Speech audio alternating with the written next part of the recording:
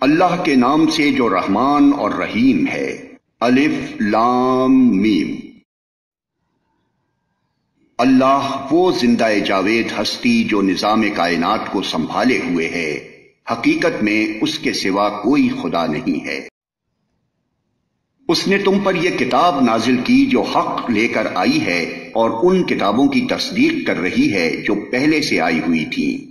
اس سے پہلے وہ انسانوں کی ہدایت کے لیے تورات اور انجیل نازل کر چکا ہے۔ اور اس نے وہ کسوٹی اتاری ہے جو حق اور باطل کا فرق دکھانے والی ہے۔ اب جو لوگ اللہ کے فرامین کو قبول کرنے سے انکار کریں ان کو یقیناً سخت سزا ملے گی۔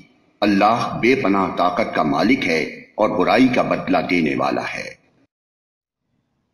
زمین اور آسمان کی کوئی چیز اللہ سے پوشیدہ نہیں۔ وہی تو ہے جو تمہاری ماؤں کے پیٹ میں تمہاری صورتیں جیسی چاہتا ہے بناتا ہے۔ اس زبردست حکمت والے کے سوا کوئی اور خدا نہیں ہے۔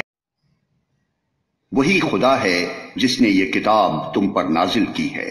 اس کتاب میں دو طرح کی آیات ہیں، ایک محکمات جو کتاب کی اصل بنیاد ہیں اور دوسری متشابہات۔ جن لوگوں کے دلوں میں ٹیڑھ ہے وہ فتنے کی تلاش میں ہمیشہ متشابہات ہی کے پیچھے پڑے رہتے ہیں اور ان کو معنی پہنانے کی کوشش کیا کرتے ہیں، حالانکہ ان کا حقیقی مفہوم اللہ کے سوا کوئی نہیں جانتا۔ بخلاف اس کے جو لوگ علم میں پختہ کار ہیں وہ کہتے ہیں کہ ہمارا ان پر ایمان ہے، یہ سب ہمارے رب ہی کی طرف سے ہیں۔ اور سچ یہ ہے کہ کسی چیز سے صحیح سبق صرف دانش مند لوگ ہی حاصل کرتے ہیں۔ وہ اللہ سے دعا کرتے رہتے ہیں کہ پروردگار جب تو ہمیں سیدھے رستے پر لگا چکا ہے تو پھر کہیں ہمارے دلوں کو کجی میں مبتلا نہ کر دیجیو، ہمیں اپنے خزانہ فیض سے رحمت عطا کر کہ تو ہی فیاض حقیقی ہے۔ پروردگار تو یقیناً سب لوگوں کو ایک روز جمع کرنے والا ہے جس کے آنے میں کوئی شبہ نہیں۔ تو ہرگز اپنے وعدے سے ٹلنے والا نہیں ہے۔ جن لوگوں نے کفر کا رویہ اختیار کیا ہے انہیں اللہ کے مقابلے میں نہ ان کا مال کچھ کام دے گا نہ اولاد۔